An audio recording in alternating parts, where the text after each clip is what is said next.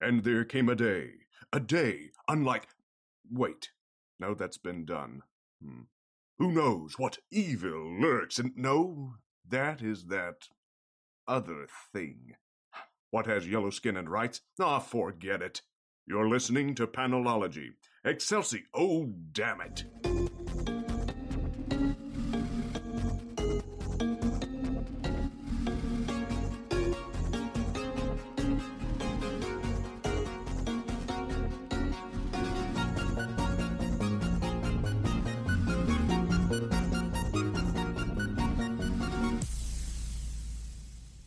Welcome to episode 245 of Panelology. I'm Alex. And I am Brian. I'm not going to ask how it's going this week. Yeah. I'll summarize it by saying, my family was quarantined all week. My week was spent dealing with car insurance and chaos at work and everything else. It's been a week. So we are going to just jump straight into comics because we've got a bunch to talk about. I was going to say we need to because, we got a lot. And Brian reminded me it had been a minute since we have given sort of our traditional editorial note. So with Future State kicking off this week, I'm going to lead with a reminder. The books we talk about are by our choice the books we like. If we get to a book and don't like it, we usually don't talk about it. We want to stay positive. That doesn't mean that books we don't talk about are all bad. We don't read everything either. Just to say that, it's not that we like every single thing we read. We just only talk about the things that we do like. Yeah, it is a choice. Yes. And on the rare occasion that we do have some negative criticism we need to address, we still try to address that with nothing but, respect for the creative teams that are working on those books, because it's a hard job and comics are a hard thing to pull off. That said, let's jump into it. Let's do it. We're going to start with Dark Knight's Death Metal, number 7, which is the end of an era and the beginning of a new era in literal and editorial senses both. Yeah, I was shocked at how much. So, yeah. I knew it was going to be to an extent, but, I didn't realize it was going to be quite this delineated, I suppose. Yeah. Well, I think it's, it's funny to talk about it as a delineation, because in a lot of ways, what this book does, and we've known this basically all along. I think maybe technically this is a spoiler, but we know the existence of Future State, and there's no way not to acknowledge this. This puts all of continuity back into play. Yeah, this is the culmination of what was promised in Rebirth. Yes. Yep. If it has happened, so in a way, it's very fitting that it's kind of the end of the Rebirth era. Yes. Yeah. And in a lot of ways, it's also the end of the post-Flashpoint era. Correct. In a much larger sense. Yep. I think it is worth mentioning here something that James Tynion mentioned in one of his newsletters last week, which is that sort of his strategy going forward is everything has happened, but also the things that conflict with each other, we're not going to draw attention to that. And I feel like that's probably sort of going to be the ethos going forward, unless there's something that just has to be in an alternate universe, because, hey, we've got infinite universes and basically infinite multiverses now. Then it's just, almost a Doctor Who time resolves itself kind of vibe. Yep. I kind of think of it as, it's like you're walking along a road and the road splits and goes apart and then comes back together. Yeah. Right? So it doesn't really matter which path you took. And they both exist, but now you're on this whatever path going forward. And that is a nihilist's interpretation of Robert Frost. There you go, yes. Choices don't matter. No, it's the title for this episode, Sliding Dorks. Anyway. We kind of mentioned the end of the Rebirth era and the end of the New 52, and in a way it goes all the way back to Crisis on Infinite Earths. It does. Yeah. I mean, I think in a very direct sense that Superboy Prime issue, Secret Origins, makes that clear, that this is going all the way to that. Indeed. Yeah, and again, so everything happened. Everybody remembers everything that happened, even if they were different, things. Yes. Different versions or reboots or whatever. So I want to talk less about the bulk of this issue and more about sort of the things we learn about consequence of this issue. You good with that? Yeah, I think that's the right way to go. So the first and most immediate one, and this is something that's been, I think, made obvious by solicitations for 2021. Wonder Woman has ascended to some higher plane of existence. That's Yes. sort of the cost, is she is now responsible for guiding and protecting this universe, this multiverse. Yeah, and this was at the condition, I guess is the right word to say, of the siblings would be the best way, I think, to describe them, of Perpetua. Yes. The ones who initially came and locked her away in the Source Wall. So in a way, it's like Wonder Woman is taking her place, not locked away, but as sort of the person steering this slice of existence. Yeah. So that's thing one. And it is known in continuity that she is no longer there. It doesn't seem like people know exactly what has happened, just that she has made some kind of sacrifice. Yep. The other, I think, big thing that we learn here is that the structure of the multiverse has changed. And this is maybe kind of a wonkish thing to get into, so I'll tread lightly. But before now, the Earth Zero, the main DC continuity, has been the single point on which, like, it's like the stopper in the drain. If you pull it out, everything else goes away. Yes. It's the keystone. Yes. It is. That is no longer the case. Correct. It is no longer structurally the linchpin that holds reality together. But it's also no longer like the source of any kind of cosmic power. There are two universes that are identified as having high energy readouts of opposing energy forces. And we learn this is kind of thing 2B, at a secret moon base that is invisible except to the people who know how to find it, where a team of half heroes and half, like, immortal anti-heroes / villains. Is that, I think, a fair way of describing? Like, Vandal Savage is one of them. Vandal Savage, Talia, and Lex Yeah. are the ones that we see immediately. Yeah. So, sort of your lawful evil corner. There you go. Yeah, that's a fair statement. Yeah. Right there. Yeah. And we get the implication that maybe Wally West is going to be important in divining what this new status quo is and how it plays out. Yep. Which there is speculation based on things Scott Snyder have said that his next big project will actually be a Wally West book. That would be very cool. Yes.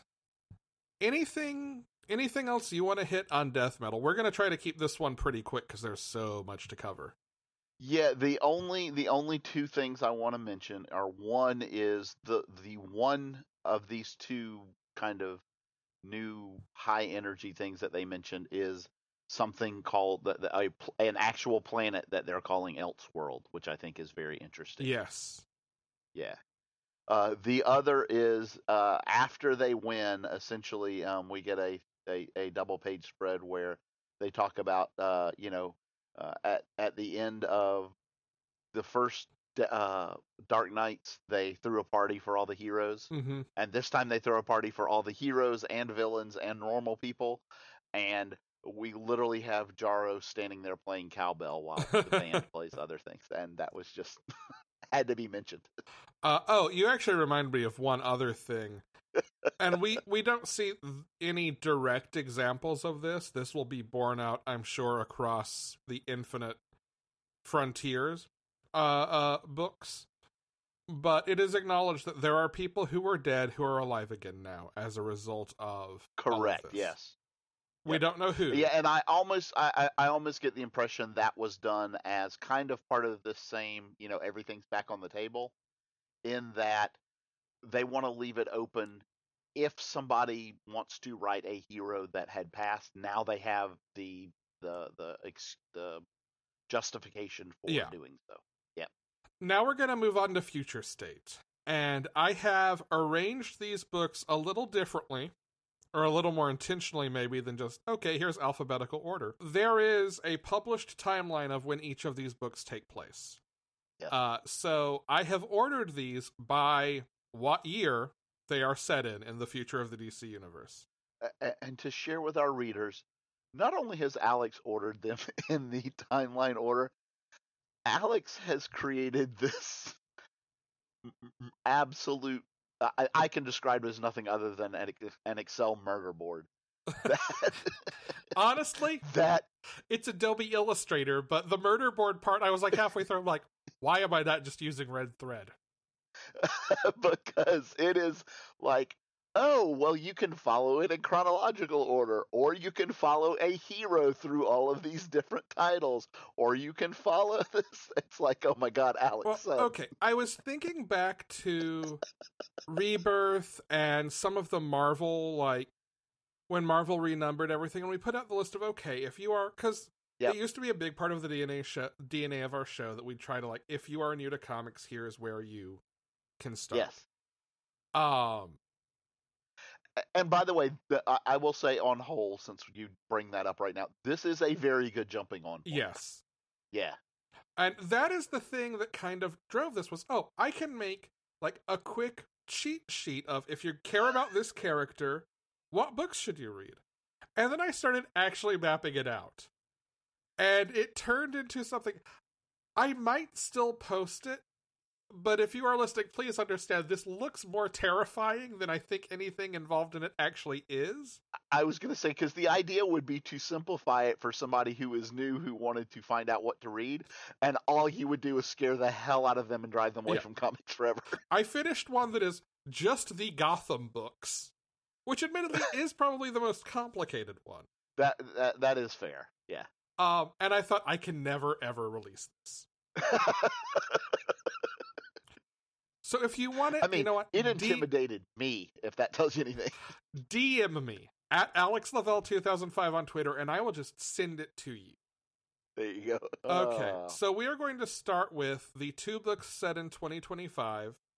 And which order did you read them? Did you read Batman or Harley Quinn first?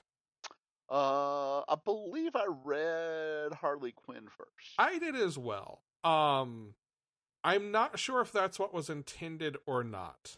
I honestly, I'm not sure they had an intention for it. Maybe not. I think you get a pretty clean view of the status quo either way. Yeah. I think there are maybe some more specifics in the Batman book. Agreed. Let's start with Batman, and then we'll Harley Quinn after that. All right. The feature story in this is the next Batman. Yeah, so is remember called this. The Next Batman. Yeah, I was going to say, remember this is. Some of these will have backup stories in them as well. So, yeah. So when Alex says the main story, we're talking, the lead long story that's in it. Yes, that is correct. So this is written by John Ridley with art by Nick Darrington. Amazing choice, by the way. Yes. And colors. Colors are Tamra Bonvillain. Yes. And I mean this in actually the most positive way. I did not remember at first glance that this was Nick Darrington. I love Nick Darrington's art, and I associate it with such a bright, almost pulpy vibe. Oh. And this has an inky, a lot of it is Tamra Bonvillain's colors, but this has an inky, saturated, almost Batman the Animated Series feel that I think is really, really great for setting something in the future, but also making it feel classic and approachable. Yep, I agree 100%. And they're just some of the choices of how things were drawn, and specifically, I'm looking at. Hang on, I want to find out what page it is. Once we get to the art, it's 1, 2, 3. It's the 4th page of art. That bottom left panel where there's like a flashlight on Batman. And he's like got his arm up kind of blocking. It looks super, super like old school 30s, 40s type Batman. Yeah, like I feel like some either promo image or old cover that I've seen before, like I immediately thought of that as, is this a reference to something? I didn't go back and try to find one. And I don't think it is specifically a reference. I think it's more of an homage to kind of that kind of thing. But yeah, but like that's the feel that you get in this, and I love it. Yeah. So we have a new Batman in a Gotham where it is illegal to wear a mask. Gotham is controlled by the Magistrate, and Harley Quinn will focus on this too. We see Batman through most of this issue dealing with folks who are committing crimes in masks and doing his best to like scare them out of crime while also keeping them out of the police's hands. Right. It's not a Batman who like ties folks up and calls Jim Gordon. This is a Batman who is working as a buffer between the law and people, which means that sometimes he has to let the villain go or let the criminal go in order to give them a chance to do better. The issue at one point has him dealing with this pair of kids who are trying to join a Bane-themed game, the Banelitos, and to do so they have to kill someone, and he stops them, and he gives them the chance to get away before they're in the system. Yep. I love the writing in this book. I do too. The other thing that's probably worth mentioning as part of that status quo is the police are not all on board with the Magistrate. There's definitely at least a faction of the police who kind of don't like how this is being run. Yeah, they're privately questioning, at least. Exactly. Yeah. We know, just through like comics news, who Batman is. This issue doesn't say explicitly. I think if you're only reading the comic, it maybe sets up, well, it's one of these two characters. Right, it gives you a couple of choices. We also learn that maybe there is someone in the GCPD or Magistrate. We're not really sure what the relationship between Gotham City Police and the Magistrate is, if the police force even exists as such, or if it's been absorbed by the Magistrate. But there is someone maybe out there who is helping criminals commit one crime only, and then they have to stop. Right. So there are some puzzle pieces. This is one of the few 4-issue series, so we'll get more in a couple weeks. The next story in this is Outsiders, which if you read the most recent volume of, this definitely feels like it is picking up the threads that it left behind and running with them. I talked about that last issue of that run being a great ending and a really strong final issue. Yep. But also making me want to see more and making me ask questions about what comes next. And this very directly teases possible answers to those questions. So I think it does a great job of that and of connecting back. I don't think you have to have read that for this to work for you. I would agree with that. I forget, Brian, did you read that Outsiders run? I did, yes. Okay. Yeah. I 100% agree. And I love the setups that we get in this story. Yes. Yeah, this is Brandon Thomas writing. Sumit Kumar is pencils, and Sumit Kumar and Raul Fernandez inked, with Jordi Belair doing colors. Yeah, I am not surprised this is Jordi Belair coloring. There are some really great, especially the pages with Black Lightning. Just astonishing color work here. Yes.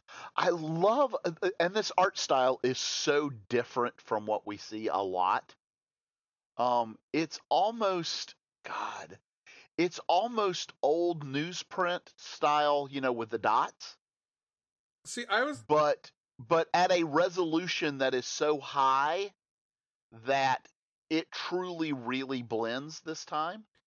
If that makes any sense. I get exactly what you're saying. And I don't know how to describe it other than that. It uses, I think, more like blocked color and shading and shadow in color blocks than strong detail. Which gives it a lot of ability to control focus and play with layout. It reminds me a lot of a creator-owned commentary on superheroes that you'd see from Image or somewhere like Well, that. it's almost like, you know how when you color with a pencil or with colored pencils, right? Mm-hmm. You get, because of the texture of the paper, you almost get dots, but they're so analog and fine Yeah. that it blends. So it almost looks like that in a way. Yes, absolutely. This is I love it, by the way. I think it's gorgeous. Yeah. There is an amazing double page spread in here, which we've seen comics do this before. There's an issue of Moon Knight that is Yep. like super well known at this point for this. You mean the Family Circus double panel here? Yes. That is it's like was the movie The Raid or The Raid 2?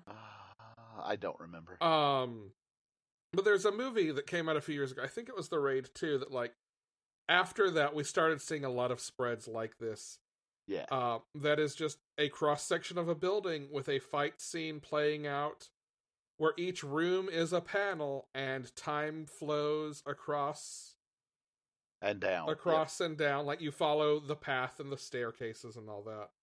Yeah. And we just saw it a couple weeks ago in Homesick Pilot. Yeah.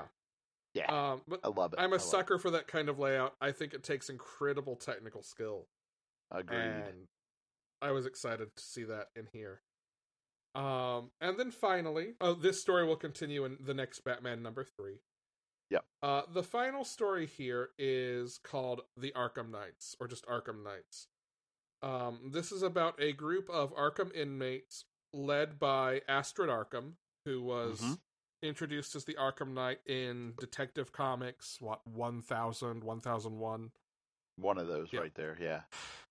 And basically the idea here is they are resistance fighters against the Magistrate. It very much seems to be the case that Arkham is controlling the members of her team chemically, and that includes Dumpty and Zaz and Clayface, Two-Face. She calls them all by more proper names: Mr. Clay, Mr. Dent, Mr. Dumpty, Mr. Zaz.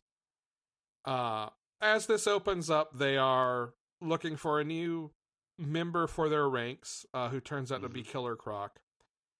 And at the end of this, they have some other target that they're going to go after. I think this story probably does the most work to give specifics about the Magistrate and how it operates. Yep. About how it's divided into districts, and each district has a peacekeeper that is over it. Yes. Yeah. For my taste, I think it spends a little too much time on the specifics and does a little too much work to kind of leave us guessing what's going on in its story.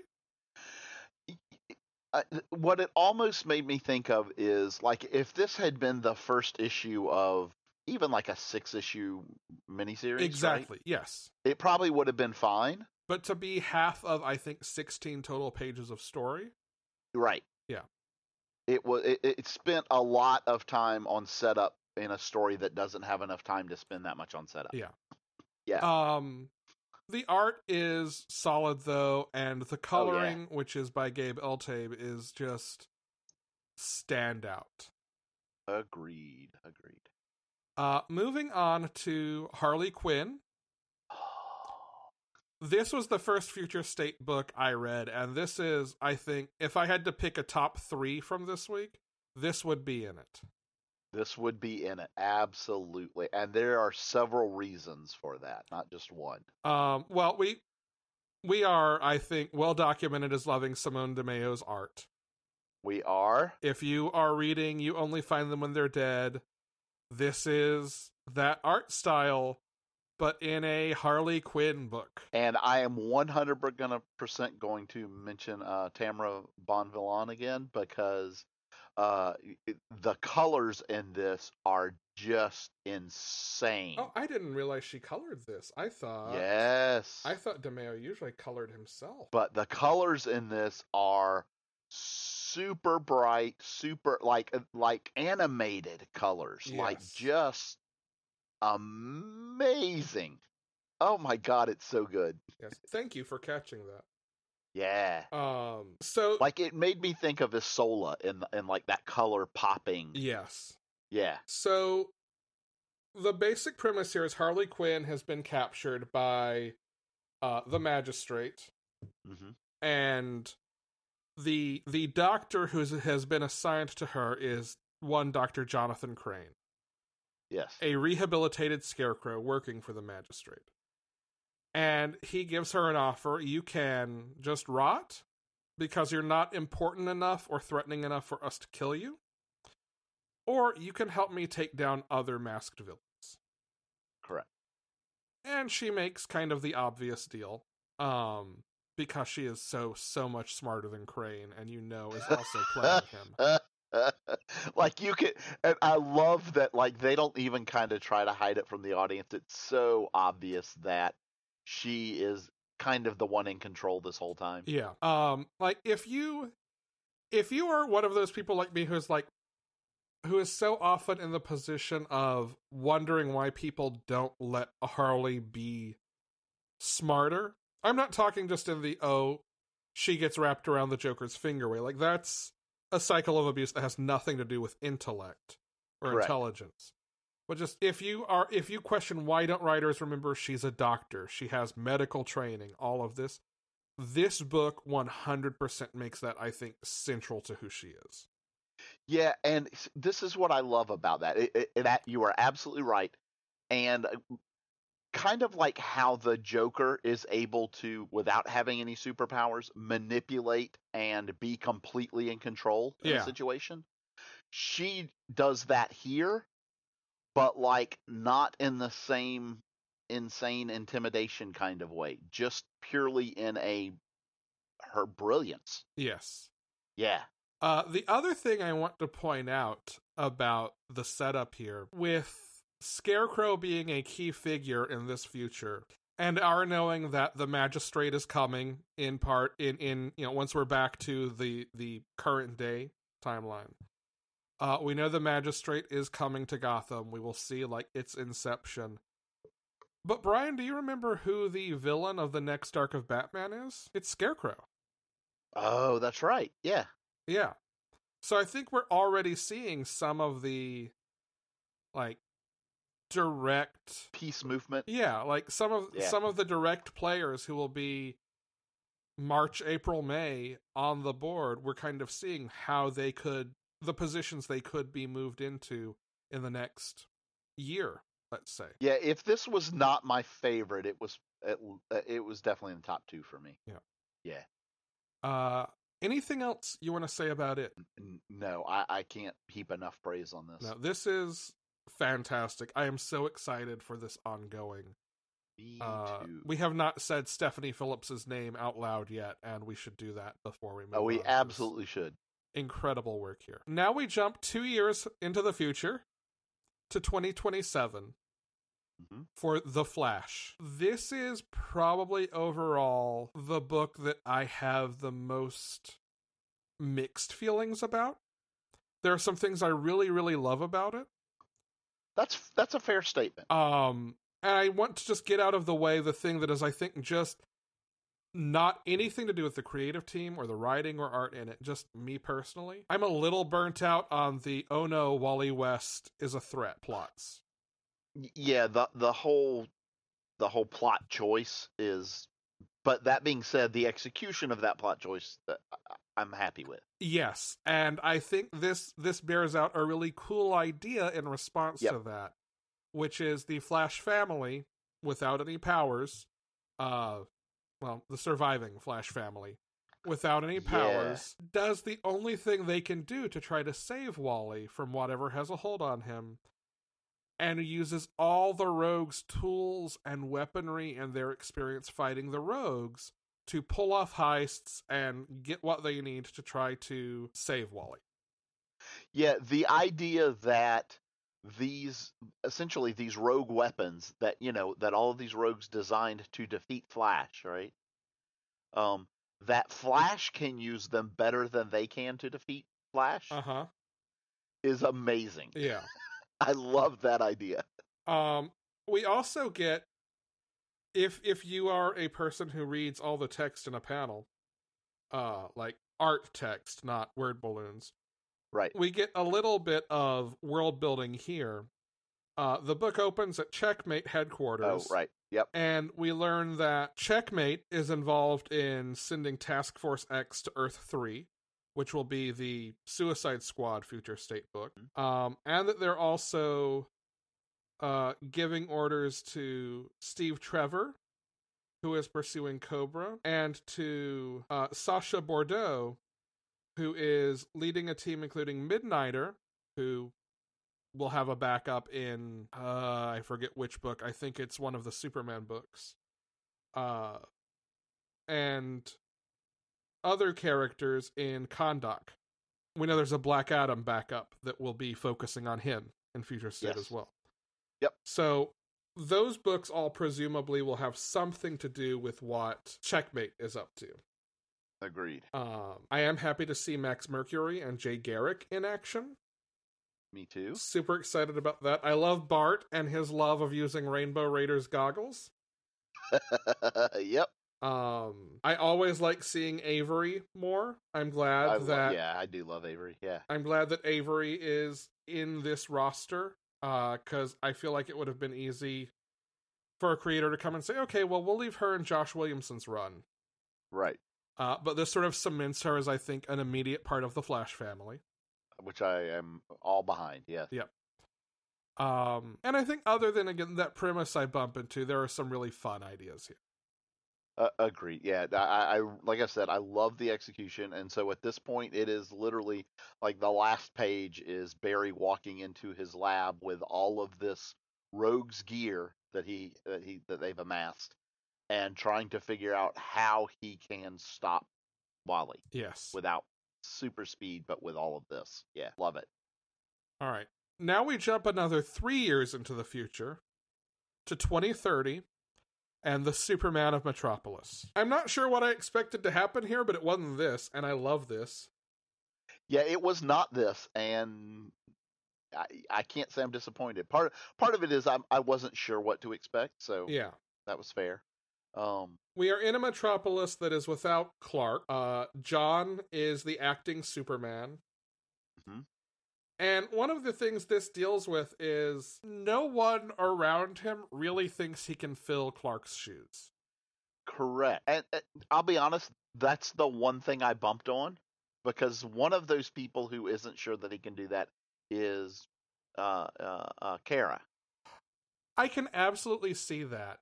I think that there is something in the plot that makes that work a little more for me.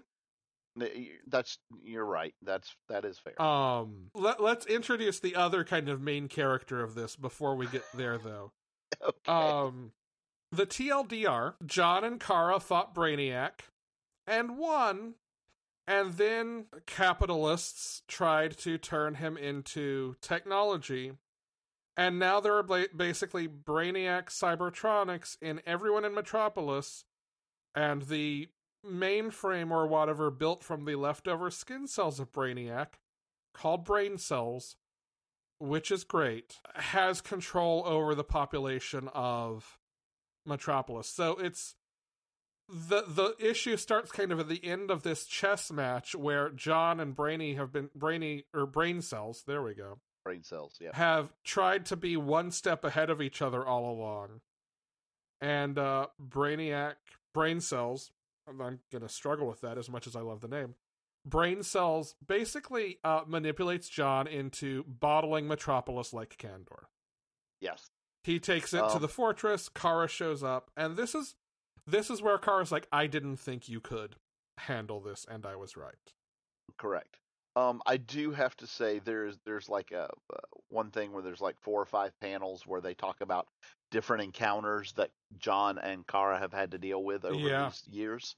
And the one that I absolutely have to, so it's like, Brainiac, the 5 empires, blah, blah, blah. And then there is one that is called The Time Luchadors. Yes. Well, and which honestly, like, what, as two people who read a lot of comics. Yep. I assume we both went to the same thing of, these are going to be characters and threads that show up in Superman in the next absolutely. run. Absolutely. And what I love about it is because you get these very, very imposing, like serious, like like the Five Empires and the Golden Gods of Creon, right? Like these very, and then just like kind of old 60s, 70s Superman, you get these just insanely ridiculous things like the Time Luchadors. Yes. Yes, it's beautiful. Okay, I do have one thing that I don't know how I never realized this before, but it totally, totally made sense when I saw this, right? Yeah. And that is, Kellex, the robot custodian of the Fortress of Solitude. He is 100% a forerunner of Skeets, yes? I flipped open this page. As you said, there's something I'd never noticed and saw the Kellexes. Yeah. You are absolutely right. Yeah, like there's no doubt in my mind now he is somehow a forerunner of Skeets. Yes. So anyway. We should mention before we get too deep in it, this is written by Sean Lewis, the artist is John Timms, and Gabe Eltabe is the colorist. Yeah.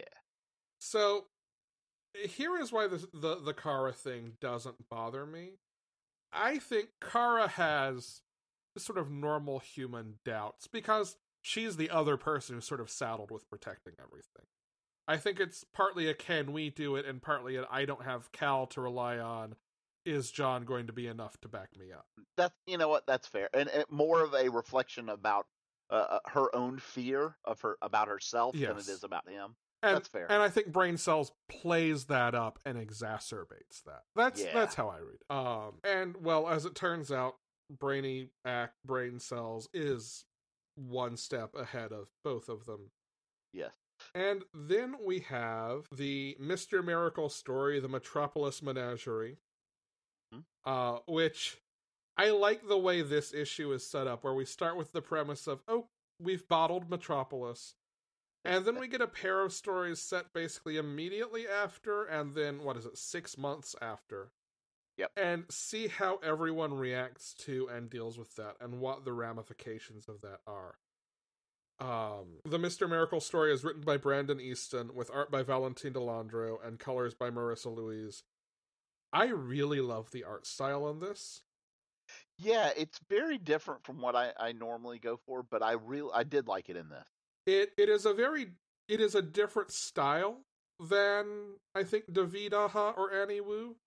Yep. But if the common ground is strong lines and physicality and expression and a little less focus on nitty-gritty detail, I think that would be the common ground I would give all three of these. Yeah, and we should point out this is Shiloh Norman, Mr. Miracle. Yes. Yes. And he has a mother box, but it is running out of power. It is on think like a power ring that's on its, last 5% reserve or whatever. I don't know. But yeah. So he has to be very, very cautious about when he chooses to use it and how. Yes. And that's what a lot of this this story centers around, and I really dig it. I don't know tons about Shiloh Norman. I think this is a really great introduction to him. Mm-hmm. Again, liked. Yep.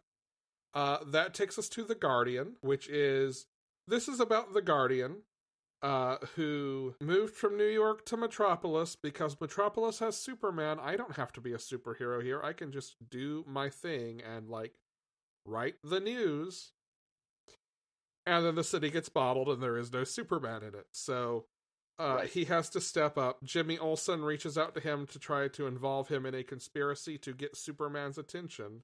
Not John's, but Cal's, because clearly John's not cut out for it, according to Jimmy. And this introduces Honest Mary? Honest Mary. Honest Mary, who is definitely the villain of the piece. I'm not sure what her end goal is.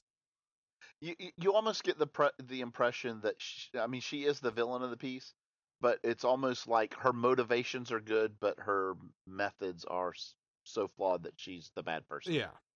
Right? Well, we do get the line, I met your mother. Turns out you've always been a brat. Right. But yeah, very Machiavellian, let's say. Yeah, and you know what? Almost in a way, almost childlike. Yes. She's called Honest Mary because the whole idea is no, everyone has to tell the truth. Like the truth is the only. And so she's so idealistic that it's almost like a childlike version of Yes. vision of. Right. Yeah. I think that's a good point. Yeah. Uh, but again, very much liked. Yeah, don't have anything bad to say about this. Yep. Then we go to Wonder Woman. Remember how I said there were probably 2 that were my favorites? Remember how I said I could get us down to a top 3? Yeah. Yeah. Our introduction to Yara Flor. I think the main Joelle Jones book I have read at this point is Catwoman. Uh-huh. So I expected something, I think, very grounded. And instead I get mythical beasts and moody Pegasuses and Amazonian trickster spirits. And I am just so fucking here for this. Okay, so let's start with so the writing and the art is Joelle Jones. Yes. And Jordi Belaire's doing colors. Yeah, this book's kind of a little bit insane, and I love it. It is just so like... She is by far the most impetuous Wonder Woman we have probably ever seen. Yes, absolutely. That is the perfect description for her. Like, if the only person that's probably ever come close was, God, oh, damn it, I want to say was Artemis? Sure, yeah. Right? I could see that. The big red-haired ponytail? Yep. Like, that, but yeah, like... kind of reminds me of that in that she is impulsive and impatient and like all the things that Diana has not been for the last few years. Yeah, which is why putting her with this trickster spirit is so great, because there's this scene where the trickster spirit is sneaking her into hell, into Hades, into the afterlife, whatever. The metaphor for the underworld is like a train station or airport, where you go through security and all that. And there's like a couple of pages where this spirit is like talking through the little imp who runs the computer and having a really mundane conversation just to like keep his attention focused elsewhere and not question why she's bringing in Wonder Woman. Well, and to be fair, she's having a conversation with this little imp demon that's running this about potentially upgrading her membership to hell. Yes. Yes. Meanwhile, like if I go with the platinum version, what version? Meanwhile, Yara Flor is like clicking the turnstile because she just wants to get moving, and it won't move, and it won't move, and she just rips it out, and it's like, didn't I tell you to keep a low profile? It's a really great pairing for this issue. And like there's a little bit of a vibe. There was especially one panel like right after they get through the gate and they're walking that gave me a real Beetlejuice waiting room, doctor's waiting room. Yes. Afterlife waiting room vibe. The guy with just his head held in his arm. Yep. Exactly. Yep. So good. And then they get to the river Styx and have to like pay the ferryman, and again, just impetuous. Yara Flor like steals some money to get through and starts a fight and accidentally wakes up Cerberus, which they've been trying to avoid this whole time. I'm trying to remember. Do you remember the name of the spirit? It was, because she is one of my favorite characters in this. There it is, Kaipora. Yeah. So the little spirit. By the way, the little spirit is presented as like a small. Like she's almost chibi style. Almost, yeah. Like, and like she rides on an actual boar. Yeah. But like her name is Kaipora, and she is mischievous and plays pranks, and she is absolutely wonderful. Yes. Yes. And just we cannot possibly say enough about how beautiful the art in this book is. It is gorgeous. And just about the time you kind of get used to the kind of the flat colors which a lot of the characters have, right? You get to like this scene with Charon coming across, and the background in it is all this swirling, beautiful. Like I love everything about this. And like, do you see the smoke rising about? Like, it's got like skulls in the mist, and like I don't know. I love it. I love everything. Yeah, this is one of the best books out this week. So good. And if you're paying attention to the timeline, this is set 20 years after Superman of Metropolis in 2050. Yeah. And we have one last little jump into the future. From 2050, we jump to the year 3000. For Swamp Thing #1. Swamp 'em, Swampy! Swamp 'em, Swampy! So, Brian, what did you think of Swamp Thing? Oh, this was... and let me guess what your third top of the top three was, Alex. Yeah, this was it. Yeah, of course it was. This was... I gotta say, we've said this of a couple of these now about, I wasn't sure what to expect. This was the most different from what I expected, though. Yeah? Yes. Essentially, this is this is like a post-apocalyptic world now. Yes. Where humanity has pushed and destroyed the environment so much that Mother Earth fought back. Yep. Yeah. And, basically reduced them to something like 5% of the population they were before or something like that. Like very, very, very very small. Yeah. And in order to kind of compensate for that in some ways, Swamp Thing as the surviving sentient life form. Right. And we get several pages of how he kind of approached this coming throughout, has essentially created life out of botanical. There are these great almost splash pages of what we would typically think of as medical illustrations. Yeah, like anatomical illustrations, yeah. Instead of human tissue, it is different kinds of plant tissue and how Swamp Thing simulated life. Like the circulatory system. Or vocal cords. Just like the first thing he did was come up with vocal cords and how do you force xylem to reshape itself and create spaces to vibrate. Yep. And by the way, if we did not mention already, Ram V is the writer for this. Mike Perkins. And Mike Perkins did the art and June Chung did colors. Yep. And so essentially he has created life, and it now reproduces on its own. And we meet like 4 or 5 of the characters that are part of his kind of tribe. Yes. And like he talks about how he's improved on the design over the years, and like we can kind of tell like some of the older members are a little more reserved or a little more passive, and some of the younger and newer ones are more inquisitive and curious and have higher aspirations. Yep. It very much reminded me of kind of the cast of The Dreaming. Yeah. If that, do you see that? Yeah, it's like, you've got a figure who is kind of playing God and creating the denizens of the world around him, and they sort of have their own individual traits and foibles that become almost exaggerated by being the product of someone else's design. You have the character that kind of questions and rebels against the choices that have been made. Who has like almost a Loki trickster god kind of vibe. Yeah, kind of like, the truth seeker who tells you what's wrong, criticizes even if you don't want to hear it kind of thing. Yeah. You have, a young girl who is like the optimistic kind of person. And everything about this. And one of the things we find out is Swamp Thing is looking for any remaining humans. Yeah, like it's so...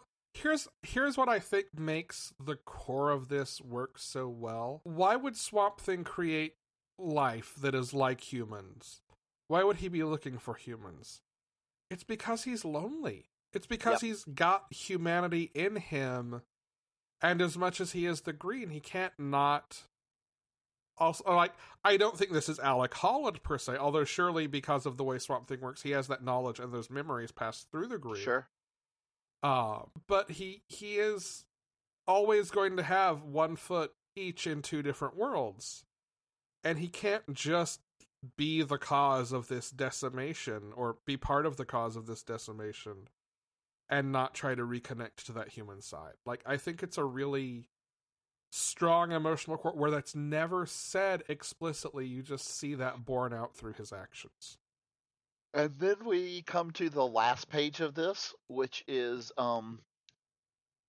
the biggest shock and the most pleasant surprise of the whole thing for me. Because this is a character that I have loved for so long and has been so underused, in my opinion, definitely since the 80s. Yeah. Yeah, and I can't wait to see what's going on here. Tell me who it is. It's Obsidian. Yep. Yeah, like Alan Scott's son. Yep. Hello? Yeah, and it's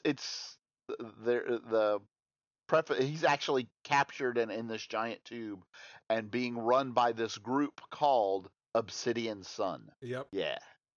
And the only thing I can think of is the idea is, and this is just there's no real movement in the story, just my own, is, the plan is to block out the sun so that all the plant life dies. Yeah, that makes the most sense, right? I think. Yeah, but, oh, wow, I can't wait. So, future state, week 1. Yeah. Meet your expectations?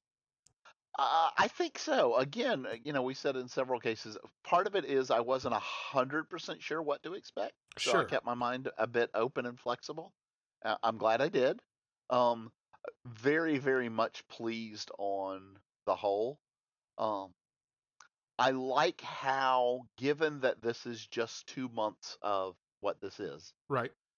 For the most part, a lot of them did not spend an inordinate amount of time trying to set up a whole new world. They did it, but it was done very organically and in the place of telling the story that they just got started telling. Yes. Right? And left us to either fill in the details as we go or know enough about the history of, like Gotham, for instance, right? Right. Enough about the history of Gotham that we can kind of make our own assumptions about what happened to get here. Yeah. I think as excited for this as we were, and as high as our hopes were, to meet and exceed our expectations is, I think, a really strong victory. Agreed. 100%. I'm very excited about what a weird way for me to phrase that. It's got me very excited into where this leads for Infinite Frontier. Yes. A little bit more DC.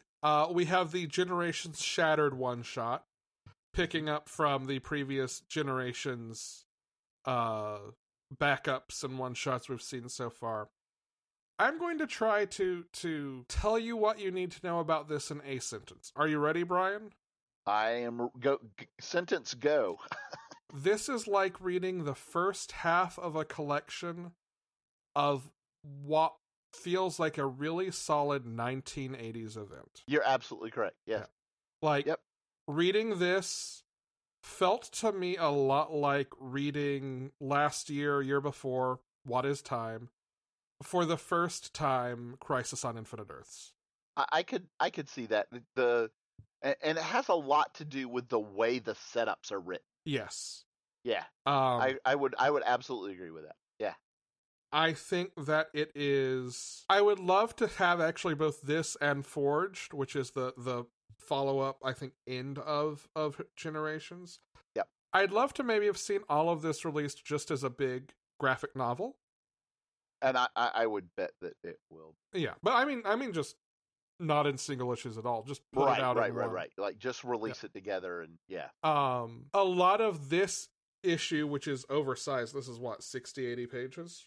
Yeah, it's like an 80-page giant, yeah. A lot of this is Commandy building the team and kind of failing to grab the people who Booster and Skeets had planned on grabbing. Right. Or having to interpret... In some cases getting that person, but in other cases kind of missing a little bit.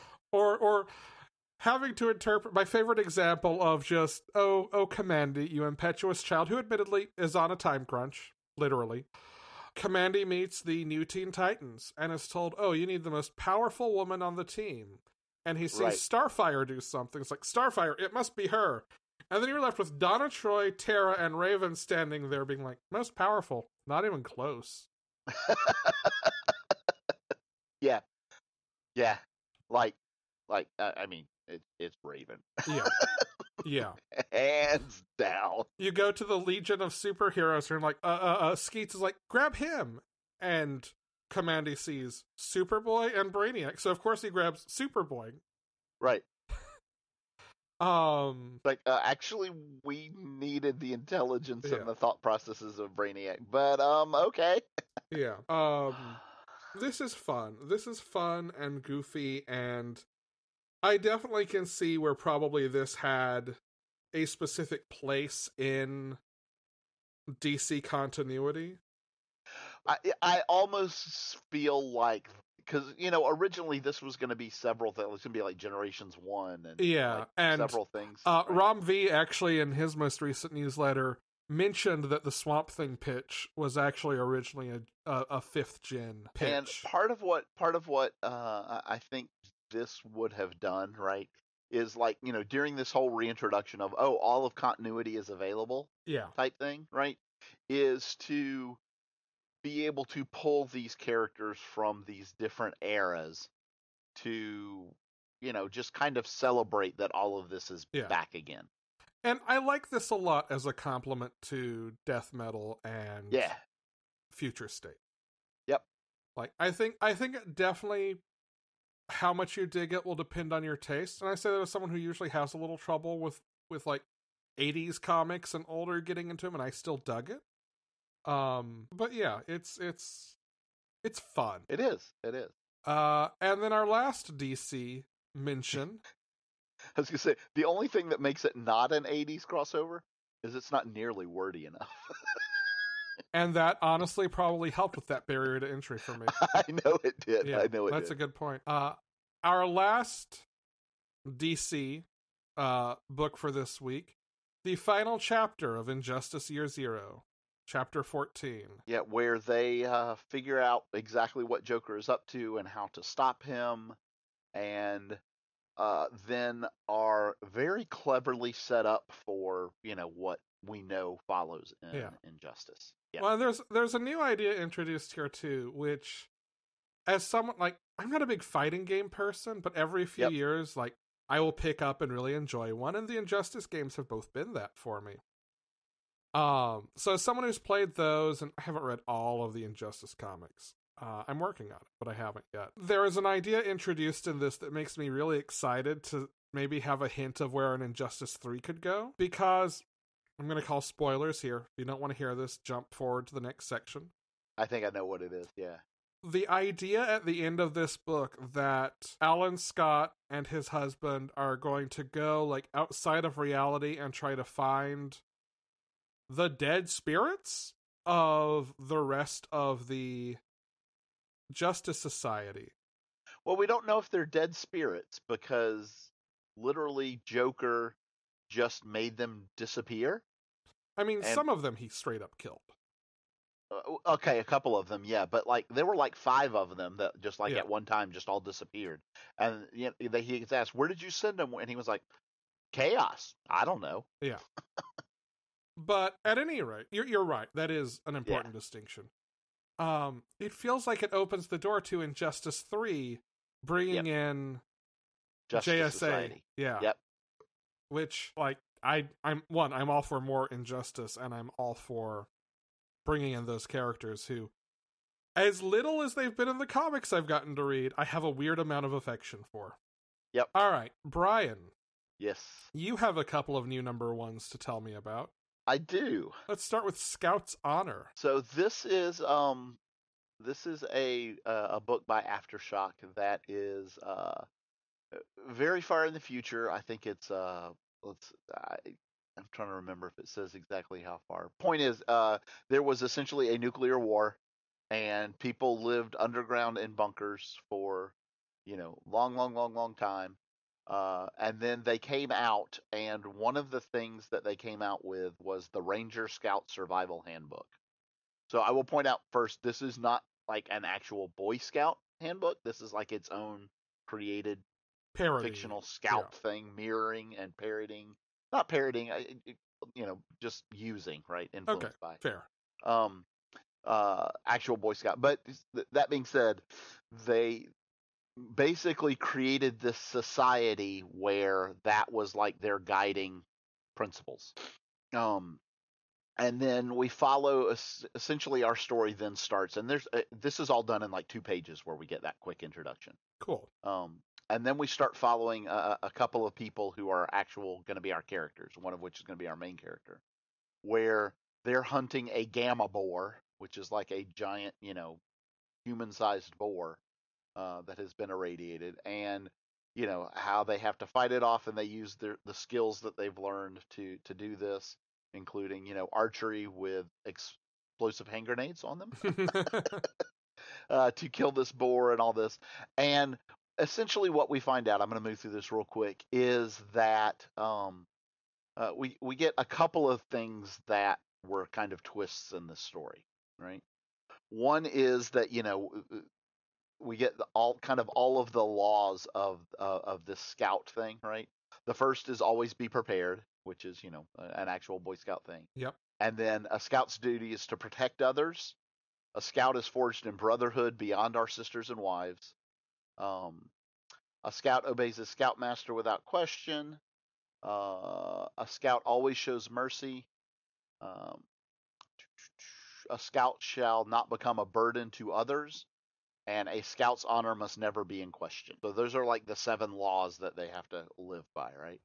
Well, part of that is, of course, only males are admitted into the scouts. Da da da da da. Yeah. The first revelation we get, which is not really a surprise, I kind of guessed that it was going to go here, is that our main character, who is the most competent at this point,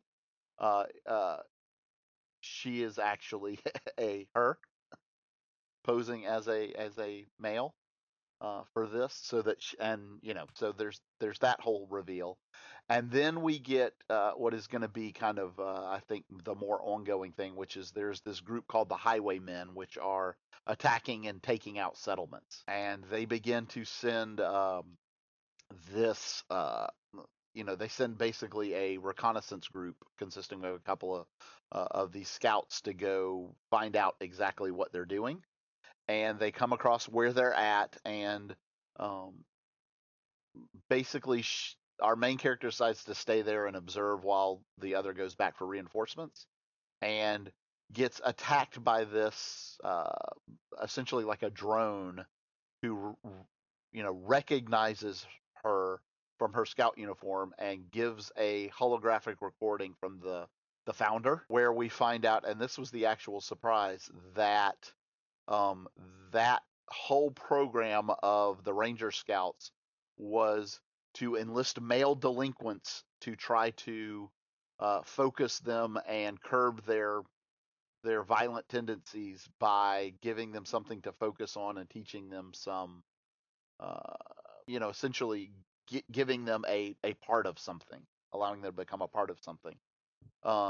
And that they should not be trusted, though, and it turns out they actually killed the founder. Oops. And she learns this secret, and that's where we end. So there are some very clever twists to this, and it's not just a trope use of this as something going forward. Cool. Yeah. You also read The Last Witch #1. Okay, so yeah, this will be related to Jen, because this is a 100% must-read book for Jen. And essentially, this could easily be a Netflix like Kipo, story, cool. or maybe a She-Ra type story. This could I can 100% see this being turned into like a Netflix show like that. Awesome. And it is just as good as those. It is wonderful, and we get introduced to our character, who is very different, whose mother has died, and she's always been told she's special, etc. And we're in this world where everybody very, very much stays within the village and doesn't go beyond the hedge, because they don't somewhere go out over there the garden wall. Right, somewhere out there is a tower where the witch lives, right? And our protagonist, very much on her, I think it's her 12th birthday, is you know scraping for an adventure and feeling trapped in the city and all of the, and in the village, and you know, basically goes on an adventure, and at the end ends up finding this crumbled tower that is the witch's castle, and has her brother with her, and then he disappears, and that's kind of where we end. So good though. I cannot wait for more of this. And this is one of 5. This is going to be a 5-issue run. Awesome. Yeah.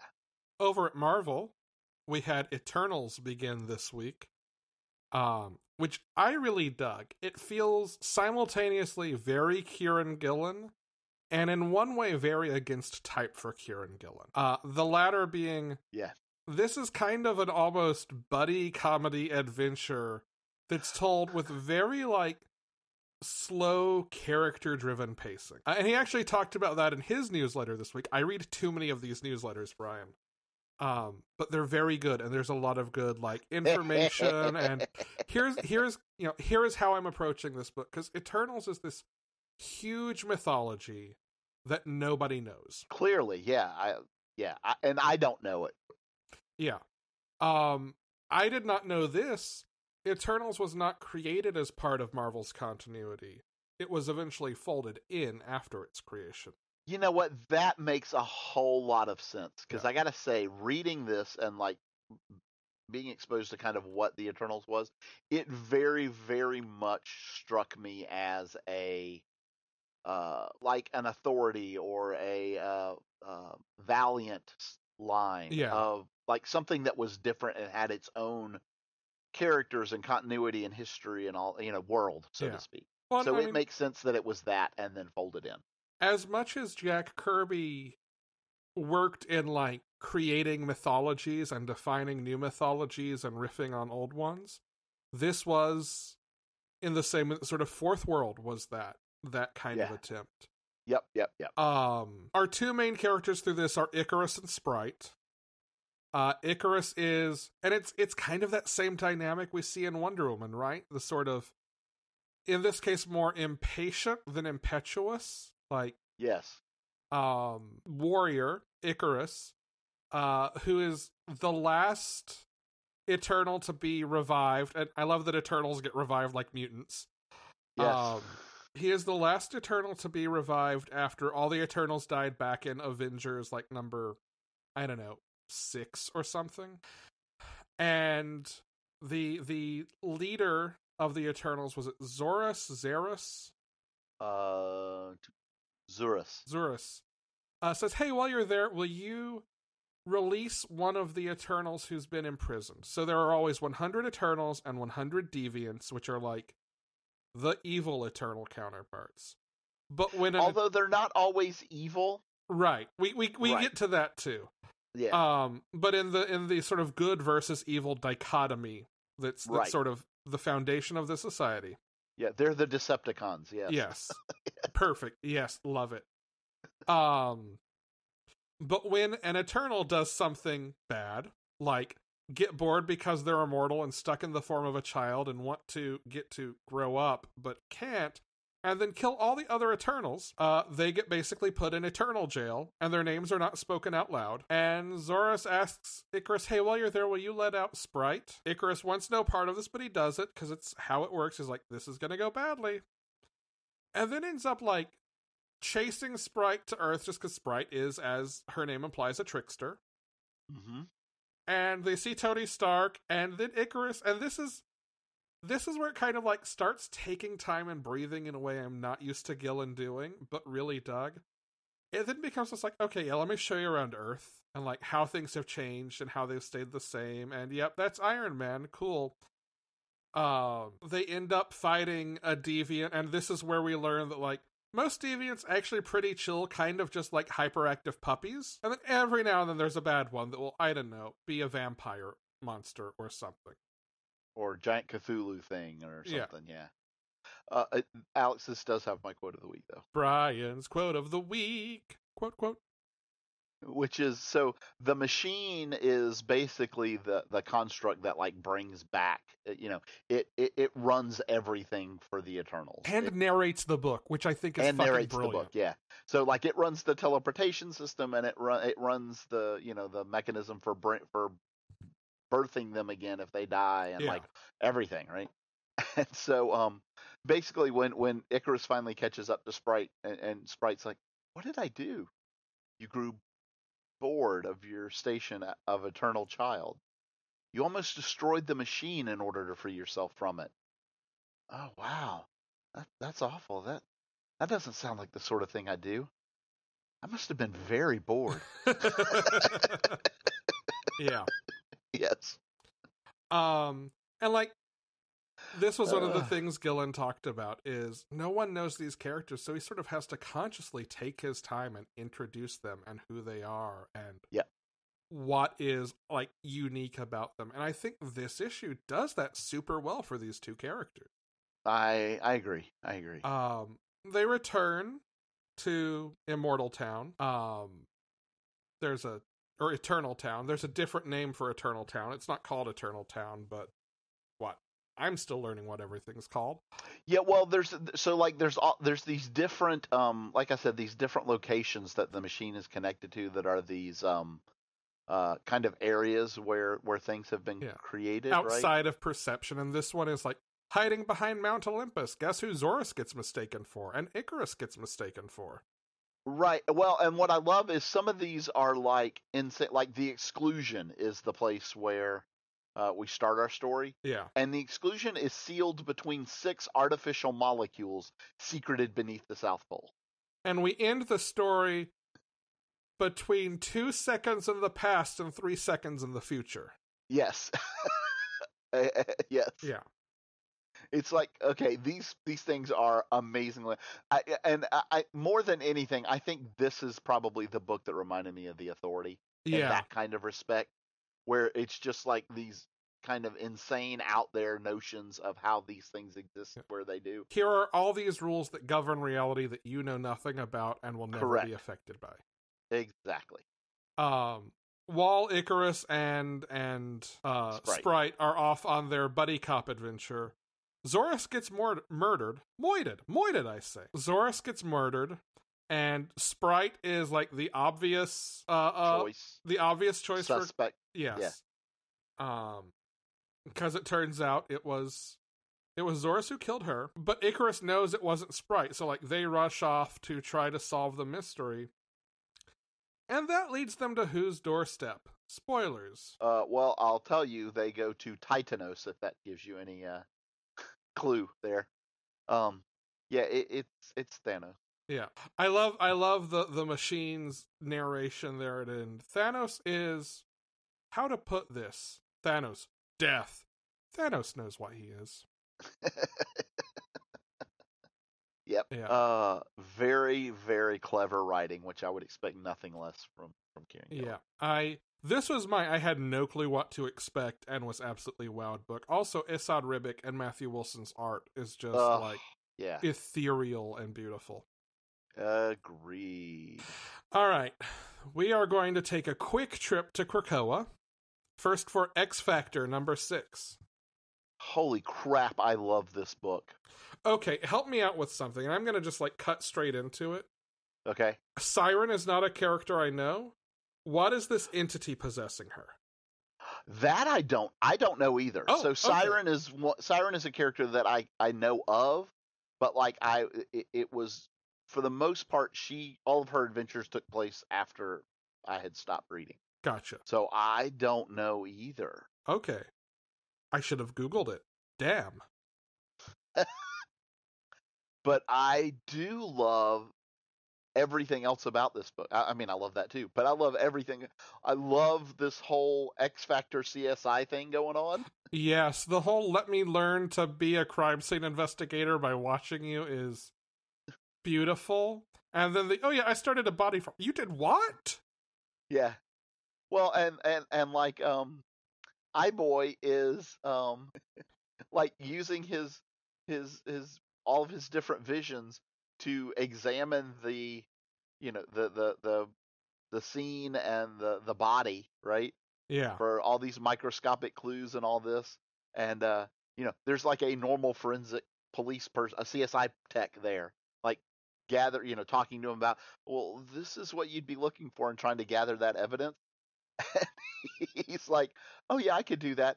Rachel, can you see what I'm doing? Can you use your telepath to see what I'm seeing and then, interpret that and record it? And they're like, yeah, why didn't we just do this from the start? He was like, well, yeah, we could, but I didn't want to hurt her feelings. The human CSI person. It's like, oh my God. Amazing. The best. So I looked up this entity, Brian. Yes. And you're going to feel as dumb as I did. Uh-huh. Mystical entity represented by a bunch of crows or ravens or whatever. If you cross-reference that against, say, a Kieran Gillen character. Oh, yeah, from Wicked Divine. It's the Morrigan. The Morrigan. Yeah, okay. That would make sense. Yeah. Yeah, I love everything about there's one point where they're questioning Siren and like she's obviously lying to them and runs out. And then we get these 4 panels of, yeah, there's literally 4 people in here you can't lie to. And yes. Yeah. All good. Then we have Hellions number 8. So let me tell you, Alex Summers is at some point going to just tear apart Krakoa and be completely justified when he does it. No shit. Like the consistency with which he is having to face the worst decisions Krakoa is making. And you know what's funny is, it's kind of the same thing that Scott was seeing that chose him to leave the service of the Quiet Council, right? And start this X-Men thing. But Alex is thrown on literally the worst team. There's got to be, I don't know still who is pulling the strings to make him be there, but, he doesn't want to be a part of this team. Right. He's not the insane sadomasochist that most of its members are. Yep. He's asked repeatedly to leave, and is being forced to witness the worst things. Someone has to be pulling his strings to, turn him into a weapon. Yeah, I don't. There's definitely something more going on here that we're not seeing yet. Yeah. But yeah, this is just. I love how they're not pulling punches about the brutality of some of the decisions that Krakoa makes. Yeah. Right. And it's given the history of some of the people on the Quiet Council. Uh-huh. You can 100% see why these decisions are being made. Yeah. I mean, we get the data page at the end of this about the Krakoan policy on anti-mutant AI, and it makes sense. But it takes no account for, okay, well, this is a sentient AI. It has decided mutants are friends, but we still kill it because no one knows that. Did you guys not pay attention to Iron Man 2020? For real. This whole thing just happened with AI around the world, and the idea that no, they actually are sentient entities that deserve rights and things. And yeah, I guess unless you're a mutant, and then you're going to treat them like people have treated mutants in the past. Well, but it goes back to, hello, let's get entirely too serious for a moment. And I promise I'll keep it quick. It's the entire premise behind nationalism and conservatism. You always have to have some group to be afraid of for the right wing to consolidate its power. And part of, I think, what is inherently terrifying about the Krakoan setup that we've observed since the beginning is the Quiet Council is essentially a small autocratic body. It is authoritarian by nature. Yep. Well, and AI in particular is understandable for them because, it is what gives rise to Nimrod, which is what has always destroyed all the mutants. Sure, but in how many realities do they have do they have friendly AI who they're on good terms with? Yeah. So not finding your allies and not building those bridges feels like the kind of self-fulfilling prophecy. Yeah, exactly. Yeah. Where you create what you're afraid of. Yeah. Right. Also, Nanny adopts a baby AI. Oh boy. Because Nanny gonna nan. Nanny gonna nan. Yeah. Oh boy. Yeah. Mistakes were made. Now for a very quick King in Black wrap up. Okay. Venom number 32 deals with the ramifications of Eddie's death, which, as it turns out, because of the whole codex thing that Venom hosts have going on, he's now part of this like knowledge bank that he can move in a unique way because of how long he's had a symbiote, which reunites him with Rex and another Venom host who I won't name. So there is still like some hope for Eddie in this way. Guardians of the Galaxy number 10 is a really, really interesting piece of King in Black. There was at one point in Venom and the King in Black build-up this acknowledgement of an opposite of Null, this god of light. And Star-Lord, back in number 9, had a bit of retconning happen where some light god entity turned him into a Star-Lord.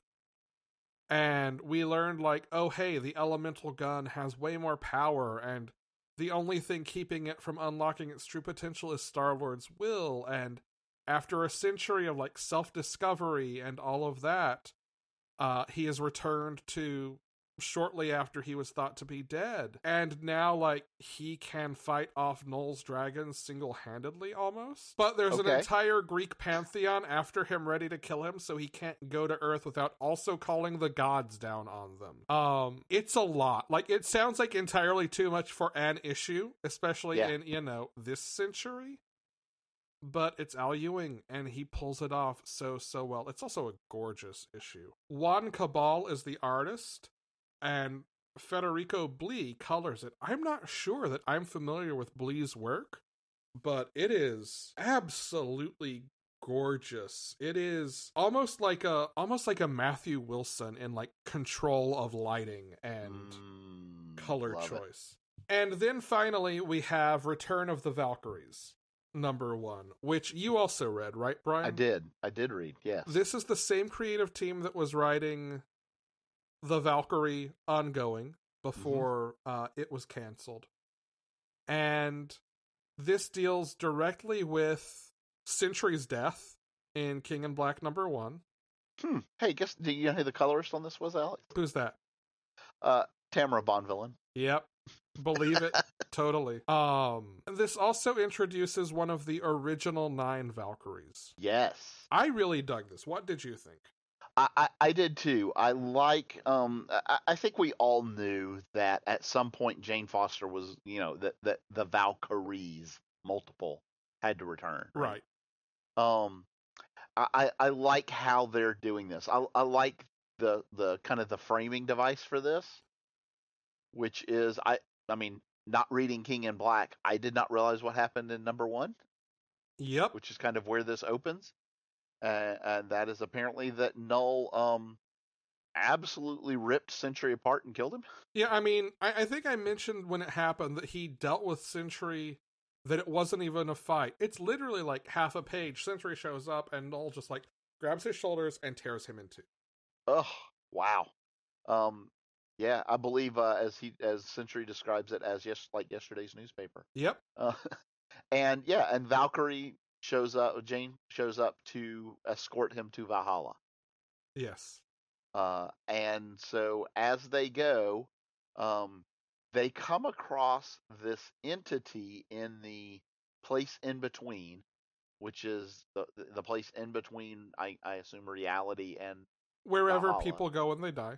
Oh yeah, Valhalla. Yeah, duh. Yeah, right.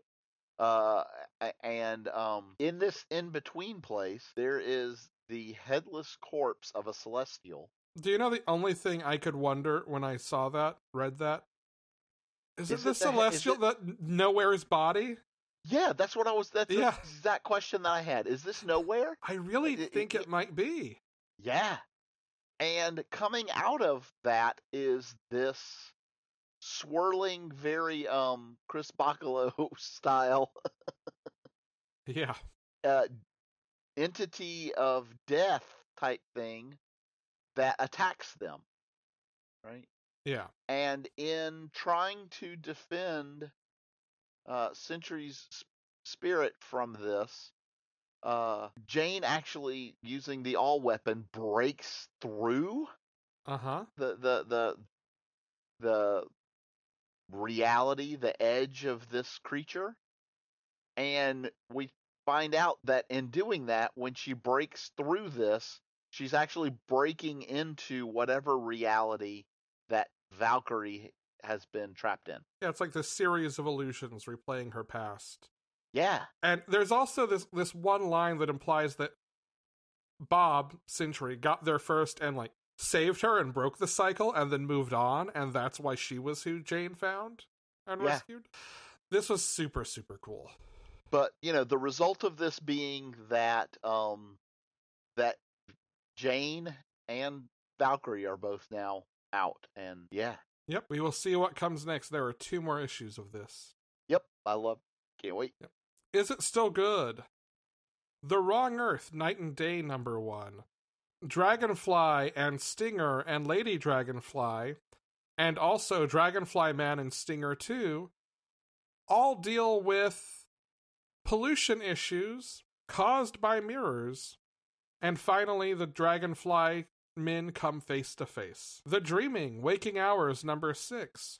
We check in with Heather After and her accidental war with Puck from Midsummer Night's Dream, and things do not go well for her at all. Sensational Wonder Woman #1. This is the digital debut of the series that is getting a print release in March.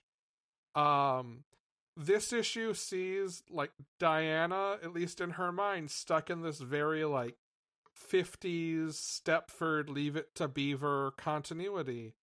Kind of like Hex Wives or Black Widow. Crossover #3, Brian. Ooh, good lord. Okay, yeah, I'm all in and loving this book now. Our heroes begin to make some contacts. I say our heroes. Our main characters may begin to make some contacts with some actual heroes from within, from either within or just outside the dome, and get brought to a group of them with a very surprising leader. Yeah, we're not going to say who that is. I will say this is the issue where we actually see other comics characters show up. Yes. Like in name and etc. And it was very exciting. Not to put too much of an exclamation point on it, but that reveal at the end is amazing. Yep. Getting It Together #4. Lauren takes her act solo and heads to LA and, well, finally starts to get it together. The Amazing Spider-Man #56. Brian. We find out the true motivations of Norman Osborn in why he helped Mary Jane stop Harry. Iron Man #5. Iron Man pulls together not the team he wants.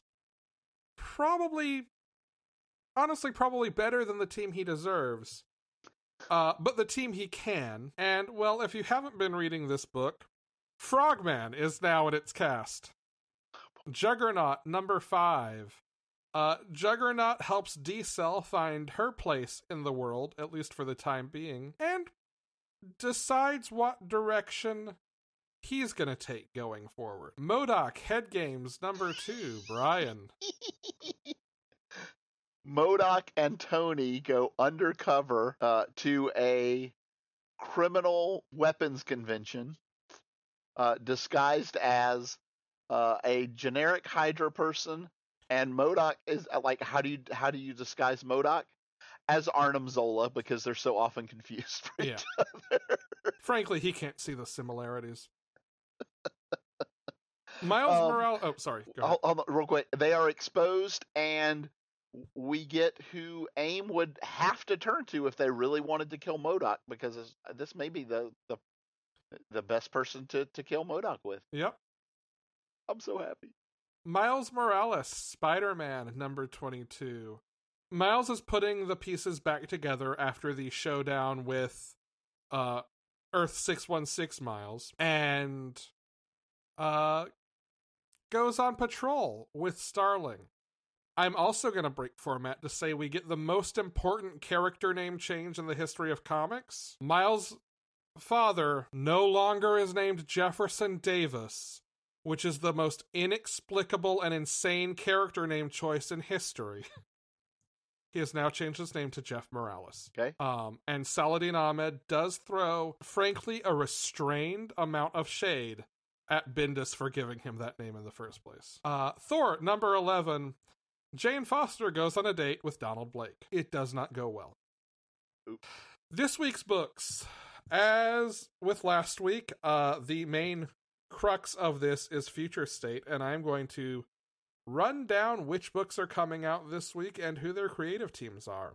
All the Future States. Let's do it. So we have Dark Detectives, number 1 of 4. The Dark Detective story is by Mariko Tamaki and Dan Mora. Grifter is by Matthew Rosenberg and Carmine DiGiandomenico. Green Lantern, number 1 of 2, with The Last Lanterns by Jeffrey Thorne and Tom Rainey. The Book of Guy by Ernie Altbacker and Clayton Henry. And The Taking of Sector 123 by Ryan Cady and Sammy Basri. Justice League, number 1 of 2, with Justice League by Josh Williamson, Robson Rocha, and Danielle Enriquez.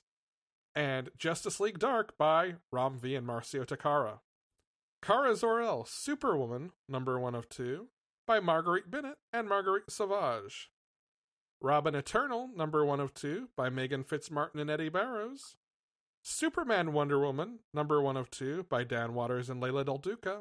And finally, Teen Titans, number 1 of 2, by Tim Sheridan and Rafa Sandoval. Yes. Brian, you have a couple of issues you want to remind folks are coming out. Yes. Homesick Pilots, number 2. Oh my God. Number 1 was so freaking good. So good. Go get it. And number 2 is out this week. And yeah, like this is like already I'm going to say this is probably going to be in contention for best book of the year. Yes. It is so good. Good. Brian can barely form coherent sentences about it. Pretty much. What's the other one, Brian? Commanders in Crisis number 4, which is the end of the first arc. I've really enjoyed this book as well, and yeah, the end of the first arc is out, so now you can pick up the whole thing if you want to get it in trade. I mean, in single issues. And I also wanted to mention Haha, number 1 of 6. This is an Image series. It is an anthology miniseries written by Maxwell Prince. The first issue has art by Vanessa Del Rey, and each issue is going to be a different genre and a different artist. And they're all stories about clowns. That's all I got. You have anything to add, Brian? Nope, that's it. Then we would like to thank Chase Barker for our intro voiceover. You can visit our website at panelologypodcast.com. Support us on Patreon at patreon.com/panelology. Get merch at bit.ly/panelologymerch, capital P, capital M, or send us questions and comments at bit.ly/panelologymailbag, capital P, capital M. I'm Alex. And I am Brian. Go read comics.